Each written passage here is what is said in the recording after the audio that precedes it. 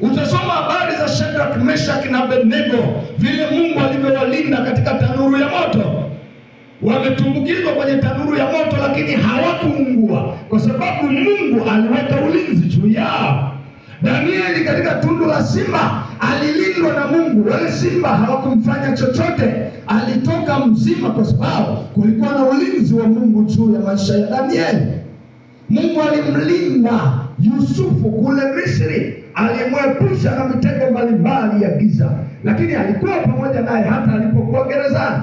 Mungu ni Mungu wa ajabu. Kwa hiyo ukisoma Biblia, ukisoma neno la Mungu, unakutana na shuhuda nyingi. Kwa hiyo Biblia imejaa shuhuda nyingi. Usome Agano la Kale utakutana na shuhuda nyingi. Ukisoma Agano Jipya utakutana na shuhuda nyingi. Mkumbuke yule mwanamke aliyetokwa na damu miaka 12, lakini alipokutana na Yesu ushuhuda ukatokea, akaponywa. Mkumbuke Bartimayo aliyekuwa kipofu, alipokutana na Yesu macho yake yakafunguliwa, akapata kuona. Mkumbuke Lazaro aliyekufa akazikwa kaburini siku 4. Siku ya 4 Yesu alipoenda mahali pale, Lazaro akafufuka. Mkumbuke Yesu alivyofanya matendo makuu ya ajabu. Kumbuka Yesu alipotembea juu ya maji. Kumbuka Yesu alivyogawanya bahari ya Shamu, wana wa Israeli wakapita. Kumbuka Yesu aliyeshusha mana jangwani, wana wa Israeli walipohitaji kula. Kumbuka Yesu alivyoleta kware walipohitaji kula nyama. Maana matendo ya Mungu makuu yanadhihirika katika maandiko ya Biblia. Kwa hiyo kadri unavyosoma, imani yako inazidi kujengeka, imani yako inazidi kukua, na wewe unaanza kupata imani.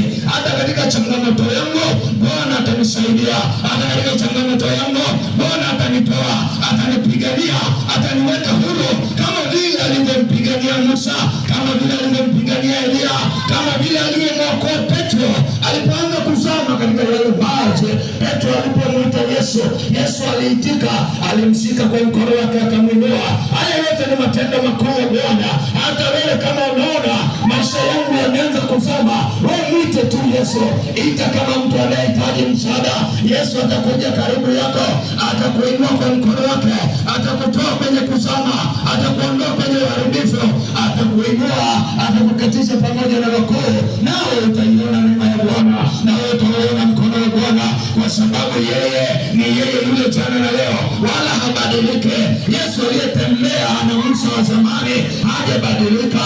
Yesu aliyetembea na Ibrahimu wa zamani hajabadilika. Yesu aliyetembea na Yakobo wa zamani hajabadilika.